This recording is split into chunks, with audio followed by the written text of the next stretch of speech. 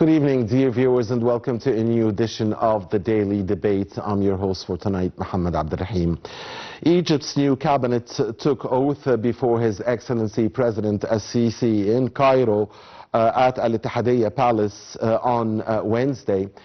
Comprising 30 ministers. The new cabinet of Prime Minister Dr. Mustafa Madbouli had witnessed a number of changes, a merge of some portfolios and the introduction of new portfolios, especially in the economic portfolios. The new cabinet included big changes, mentioning some of them in the Ministry of Defense, the Ministry of Foreign Affairs, and several economy-based portfolios. Some ministers stayed in charge of their ministries, including the ministries of police, health and transportation. We'll be talking about the new cabinet of still Prime Minister Dr. Mustafa Madbouli, the goals of this cabinet, the challenges, the external and internal challenges facing this cabinet, and the directives of His Excellency the President to this new cabinet in this edition of the Daily Debate. And first, let's watch this report.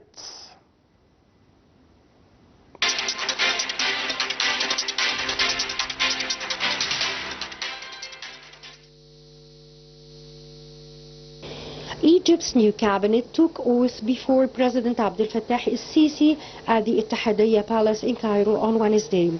Comprising 30 ministers, the new Mustafa Madbouli's cabinet does not only have new faces, but also witnesses a merge of portfolios and the introduction of new ones, especially the economic portfolios. The new cabinet included major changes, particularly in the defense and economy-related portfolios. Some ministers, including those in charge of police, health and transportation, remain in place.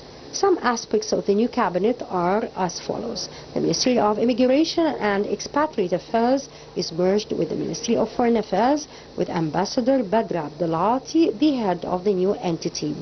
The Ministry of Industry and Trade is split, and the industry portfolio is merged into the Transport Ministry to be the Ministry of Transport and Industry, led by Kamel El-Waziri, who additionally will serve as the Deputy Prime Minister for Industrial Development.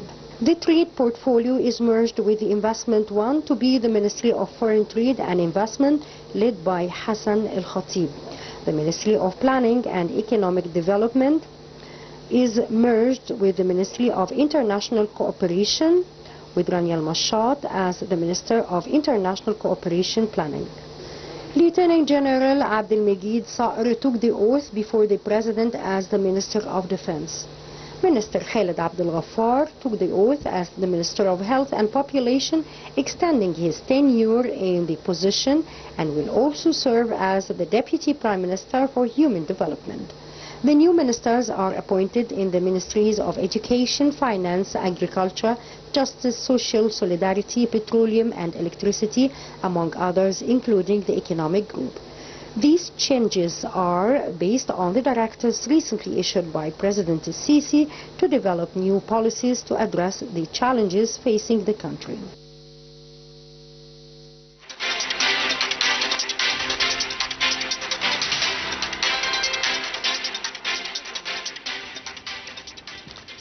Thank you, dear viewers, for staying with us, and welcome back, and thanks to Abir Hussein and Rasha Abdul Hamid for this report. We now have with us over the phone Minister Plenipotentiary and board member of the UN Association, Dr.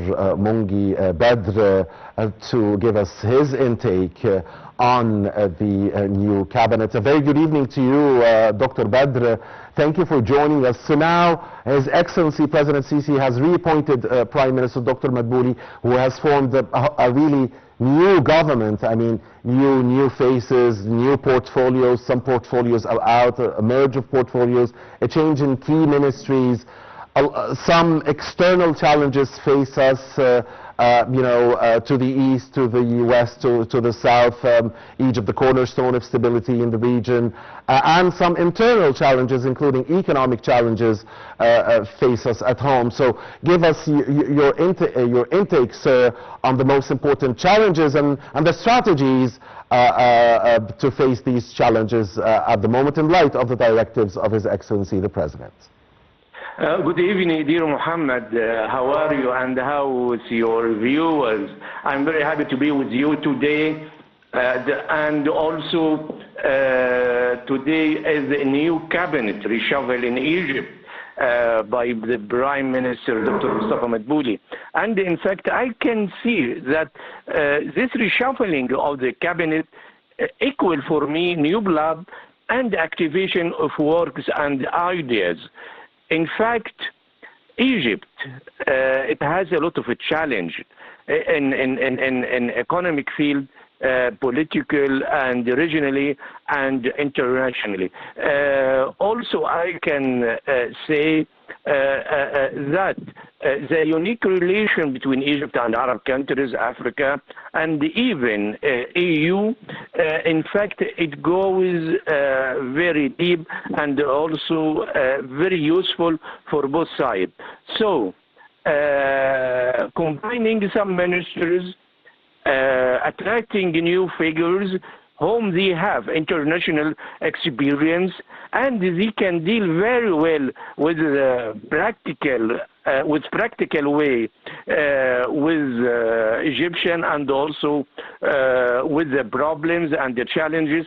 It's very good. I'm very optimistic with this new government, and also because Egypt already paved the way for economic development. We already finished infrastructure. We already have well-trained elite, even youth or young men. Also, I can say that it's a new era, new start, and also with different challenge and different goals, and I think they will be ready to work globally and internationally.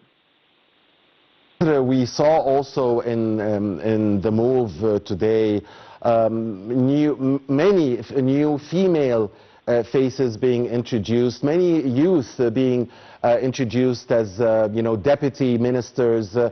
We also saw a reshuffle of the governors' portfolios, a number of new governors, including female governors. I mean, your comment, please, on the introduction of the many female faces and many youth faces in today's Egypt. I can say, if I listen to you very well, because the sound is not very clear to me, but I can say combining Ministry of Transportation and Industry, it's an excellent step, because there is a branch in economy we used to call economics of transportation and industry. This is number one. Number two, in personal psychology, His Excellency Kamil al-Wazir, it's a very active minister, and I can manage, he can move from north to south, east to west in no time, so he can follow many industrial city, and also he has a good relation with the Prime Minister and even with His Excellency Mr. President. So I can think that he will be good bridge between private sector and with the government. Sure, Dr. Badri, of course he's Deputy Prime Minister now, but my question was about the introduction of female faces, many women in the new cabinet and even in the governor's positions, and also the introduction of youth as Deputy Prime Ministers. How do you see this, again, in the era of the new republic in Egypt? for youth and for new faces and new ideas. It's very good for this time, this era, because of what? We have challenges of IT and AI. We have challenges of knowledge. We have a challenge of shortage of energy. And also we have a challenge of good relation with our neighbor. We have a lot of conflict around Egypt. And also to be one of the biggest economy in the world, you should use all your resources and you should compete with your neighbor and also with internationally and to concentrate on the element which you have advantage in the sector. For example, we have advantage in AI or artificial intelligence. We have advantage in chemicals. We have advantage in information technology. We have advantage in fertilizers. And also don't forget your unique location of Egypt. It's the best advantage which nobody can compete with you. Moreover, I can see with young society, 60% are youth, so we can compete very well. Another point that during the last meeting, Egypt-EU investment summit, it was in 29 and 30 of last June, a few days back, we already agree with EU to export trained labor. And I think more than 1 million. And these people, they can work in Europe and they can have experience and they can transfer technology and know-how to Egypt. Moreover, that European ensure the relation with Egypt, it should be strategic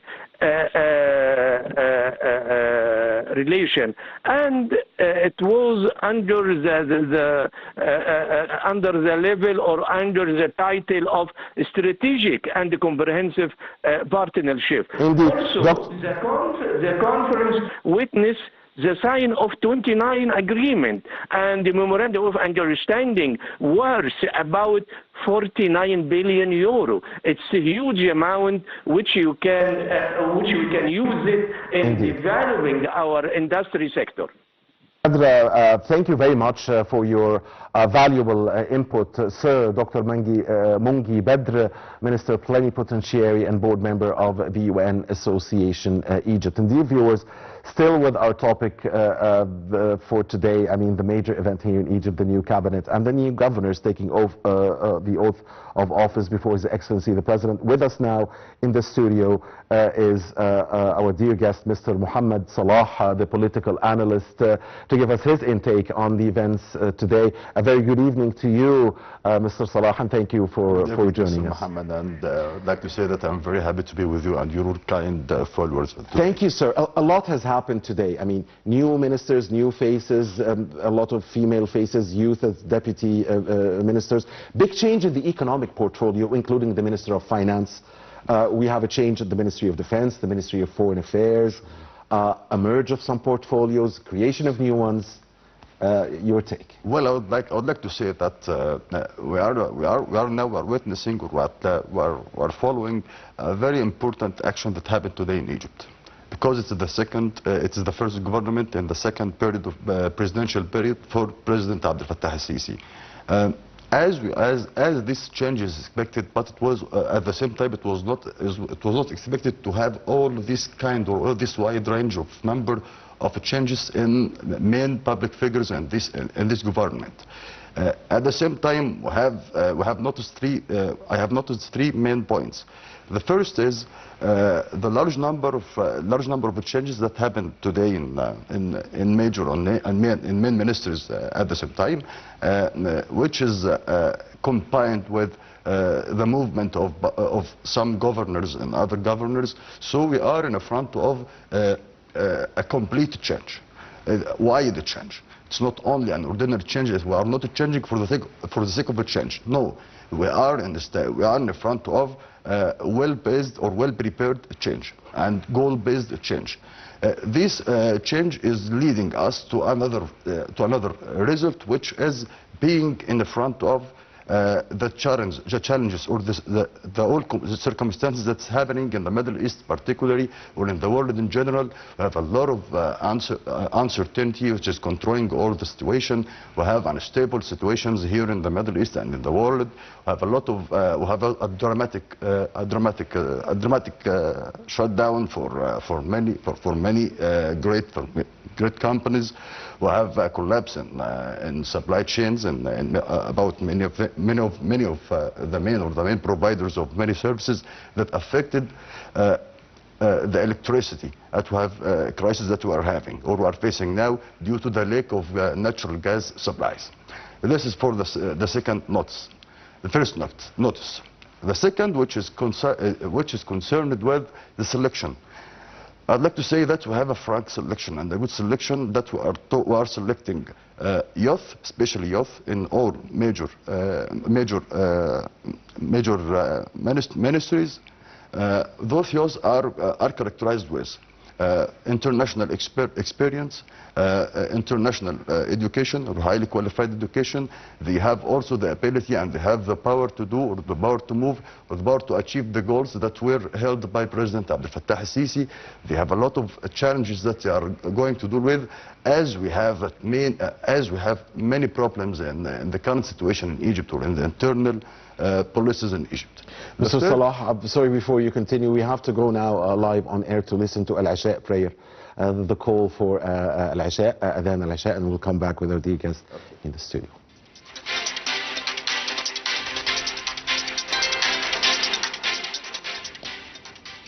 Welcome back, dear viewers. That was the call for Al-Isha prayer, or Adhan Al-Isha. We're now back here in the R9 TV studios with Mr. Mohamed Salah, the political analyst, weighing in on the cabinet, the new cabinet of still Prime Minister Dr. Madbouli taking oath before His Excellency the President earlier today.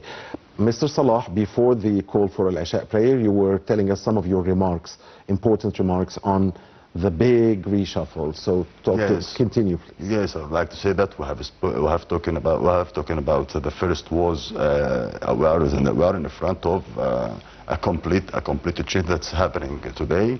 We are in a complete change that is characterized with its formal and complete way.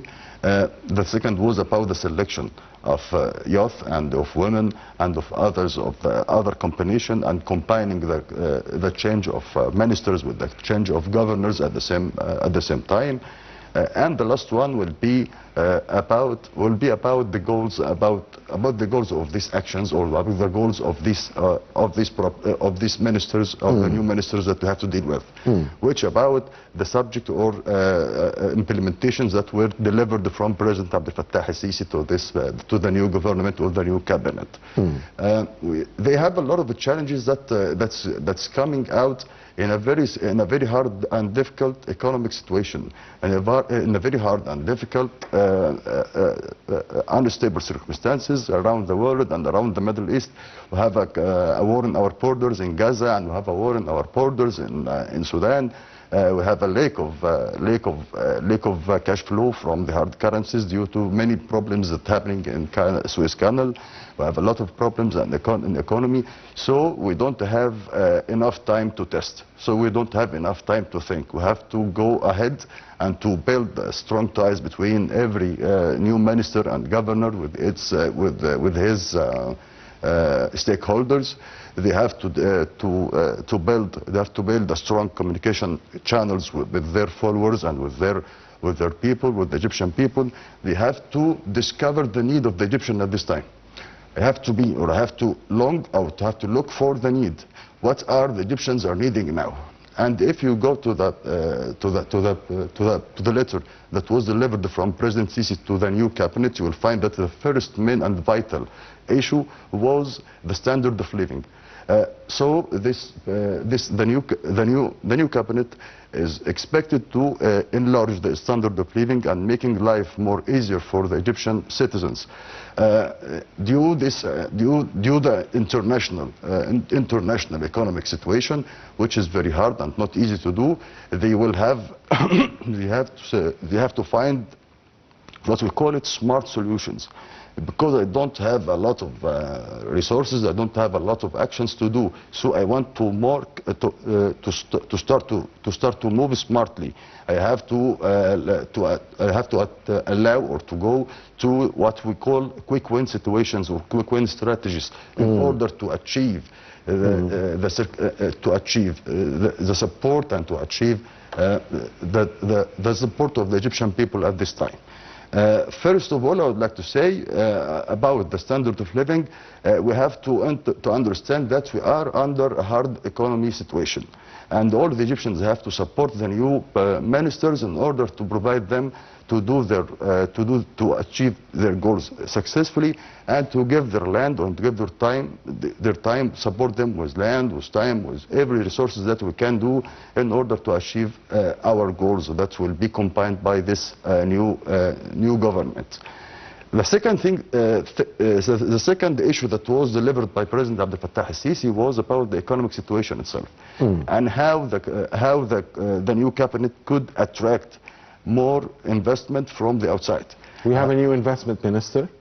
We have a new finance minister. Sure, the economic group all changed. They have changed all the economic group, and we have merged also the planning ministry with international cooperation. Why we have combined between these two ministries?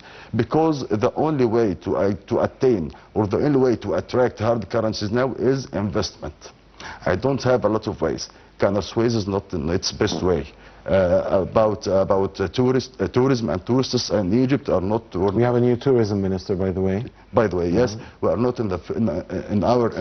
Of course, the Suez Canal performance has been affected by the Houthi attacks in the Red Sea due to the situation in Gaza. In addition, we have a war in Lebanon that could be launched in any time. So about the canal in northern Israel. About Suez Canal, I don't have info. Not the same revenues. The revenues have come down. About tourism, also the same. Affected by what's happening in the region. But at the same time, the remittances, the Egyptian remittances from abroad, are going back to normal numbers, and even should record even record numbers, because of the floating of the currency and the annihilation of a no black market now in Egypt for the dollar anymore. This is due to what I'm talking about, the economic which is the economic reform of the first, and attracting investments. Yeah. And this is why and this is why I merge planning with international cooperation ministries. I will work for investment, how to attract main investments, as we have witnessed last week or last few days. The Egypt-EU Egypt-EU partnership, a strategic partnership, and what's happening for $46 billion of contracts between Egypt and them, and how to will attract all the European great corporations and companies that will come to Egypt to invest in Egypt. How these ideas and these trends that are going to attract more investments, because investment now will solve all the problems. Investment now will give me hard currency, will deliver large number of work opportunities, will enlarge our number of standard of living. We will have also many positive signs that I send them. So this is why we saw a big change in the economic portfolio, a total overhaul. And this is the target of this is the investment. But there is a huge challenge. Sure. Because at the same time, you want to continue the economic reforms and to take off some of the subsidies more and more from gas, from oil, from electricity, and so on. But at the same time, you don't want prices to go up again or inflation to go up again, and Egyptians to suffer more. So, I mean, it's a very delicate balance between going with the economic reforms, but at the same time making life easier on Egyptians, or at least not giving them more burdens. This is why I call for supporting minister in the coming few months. Because the situation is not good, but at the same time it's not easy, but at the same time it's not so bad. No, we have a challenge. Yes, we have a challenge, but we have also we have to be self-confident. We have to move in the right way, in the right direction. We have to think good. We have to trust God and go with our president in towards the right direction. And this is why you are going to investment, because investment don't need a lot of time to give its fruits. It will be a fruitable solution for us because it will deliver all of its benefits at the same time. Everything is related to the economy. Sorry to interrupt you, but maybe this is why we also have a new supply minister, a new electricity minister, and a new oil minister. I mean, these three portfolios are very important. This is for the crisis of electricity, what's happening in the few weeks. I would like to say also that one of the most important notes that we have a new minister have started today after finding solutions to the problem of the electricity and the power. And this is one of the most important remarks of President Abdel Fattah al-Sisi. Because we understand this is going to end in a few weeks, right? I want them, I want them to start in the right way. I don't want the new ministers to start under pressure or under pressure from media, from the social media, from the people. So I'd like to solve the problem first. Then I moved to present them to the Egyptian people at the same time. So this is for this. About the power of the problem of power supplies and natural gas supplies, I would like to say that this problem was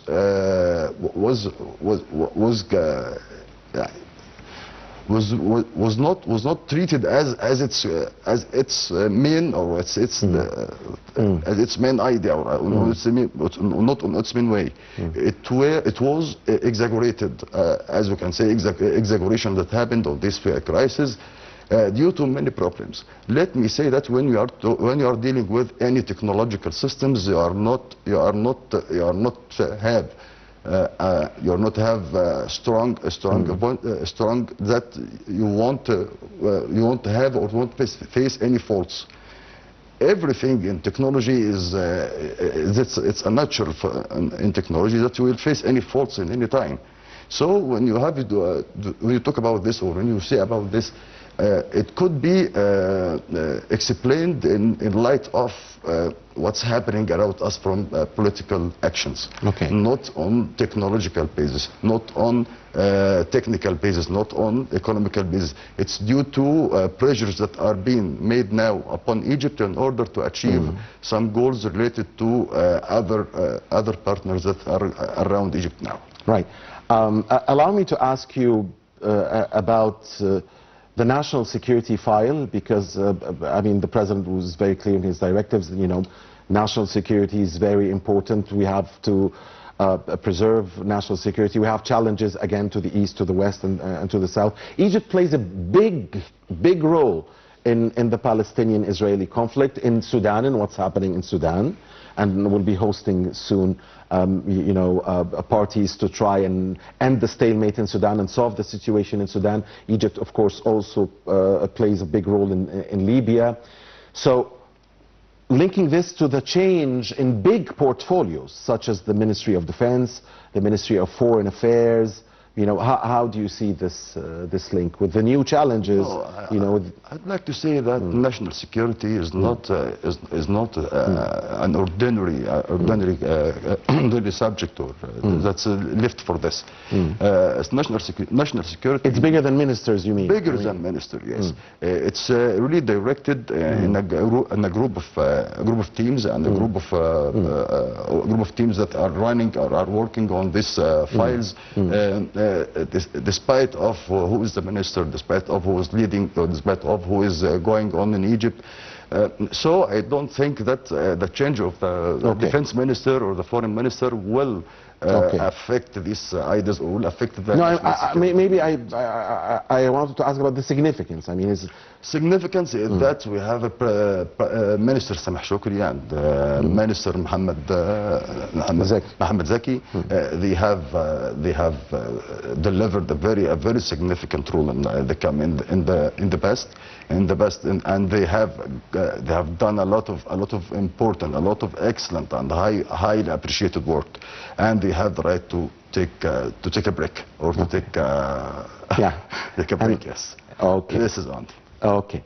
Mr. Salah, the viewers will be watching another report, and then we'll come back and conclude our discussion here in the daily debates. Over the past decade, Egypt has undertaken significant efforts to empower its youth, recognizing the critical role they play in shaping the nation's future. This period has seen the implementation of a myriad of initiatives aimed at enhancing education, fostering entrepreneurship, and encouraging active civic engagement among young Egyptians. One of the cornerstone initiatives is the Egyptian Youth Program, launched to provide young people with opportunities for personal and professional development. This program has facilitated numerous workshops, training sessions, and conferences focusing on skills such as leadership, critical thinking, and digital literacy. By equipping youth with these essential skills, the program aims to prepare them for the demands of the modern workforce. In the realm of education, the Egyptian government has made substantial investments to modernize the curriculum and infrastructure. The introduction of technology-enhanced learning environments and partnerships with international education institutions has improved the quality of education. Programs like the Egyptian Knowledge Bank provides free access to a vast array of educational resources, ensuring that all students have the tools they need to succeed. Entrepreneurship has been another key focus area. Initiatives such as the National Project for Developing Youth Abilities and the establishment of business incubators and innovation hubs across the country have provided young entrepreneurs with the resources and support needed to turn their ideas into viable businesses. These efforts haven't only spurred economic growth but also created a vibrant ecosystem of innovation and creativity. The political sphere has also seen increased young participation. The Egyptian Youth Parliament, for example, offers a platform for young people to engage in policy discussions and contribute to legislative processes. This initiative, alongside regular youth conferences and dialogues forums hosted by the government, ensures that the voices of young Egyptians are heard and considered in national decision-making. Moreover, the Presidential Leadership Program stands out as a flagship initiative aimed at grooming future leaders. The PLP offers rigorous training in governance, public policy and management, preparing participants for roles in public service and beyond. Egypt's efforts over the past decade to empower its youth have been comprehensive and multifaceted, addressing educational, economic, and political dimensions. These initiatives haven't only provided young Egyptians with opportunities for growth and development, but also have laid the foundation for a more dynamic, innovative, and inclusive society. As these programs continue to evolve, the hope is that Egypt's youth will lead the country towards a prosperous and sustainable future.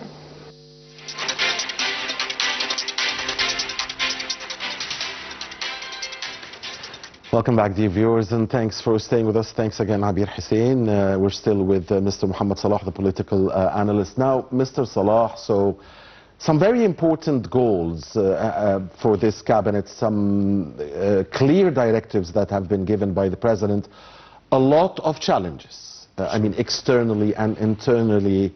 As we conclude here, again, what's your overall assessment of this big change? Well, I would like to say finally that we are in a historical change. What's happening now? We have a great what we call it, transformation that's happening now. We are moving from a level of standard of life to another standard of life. We are transferring from traditional economy to green economy. We are living now in the age of new knowledge that are taking place now, such as artificial intelligence, such as robots. All of these changes and all of this that's happening for all the human beings around the world are important now to understand them well.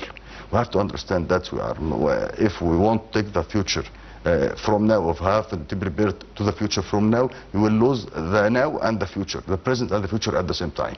We have to prepare our service, we have to prepare our sons, we have to work more effectively on educational programs, and we have to inform that our kids and our youth to be able to know that they won't be able to live in the coming few years without having skills, knowledge and attitude. The education file, of course, always very important. So is the health file with Dr. Khaled Abdel Ghaffar staying in his position, Deputy Prime Minister Dr. Khaled Abdel Ghaffar, and also Minister now for Human Development and Health. Yes, and about health, we have started a lot of presidential initiatives in the field of health, such as Meet Million Saha, what's happening on it, and about presidential initiative about virus C and what's happening. We were characterized one of the biggest. Massive success. Massive success in this. We were characterized at one of the first, or one of the most important countries to eradicate hepatitis virus C. Now we are not. Zero cases for virus C. We have also have a lot of presidential initiatives in the field of health. That's targeting children, that's targeting those who are more than 40 years.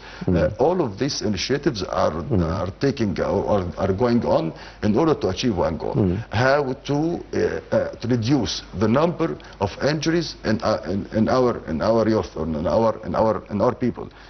When you make this action, or when you reach this goal, you will not be able, or you will not be affected by these diseases in the future, inshallah. Inshallah. Thank you very much, our dear guest, Mr. Mohamed Salah, the political analyst, for coming to us here on ITV. Many thanks for your Thank you, sir, and thank you, dear viewers, for watching us. Please stay with ITV International.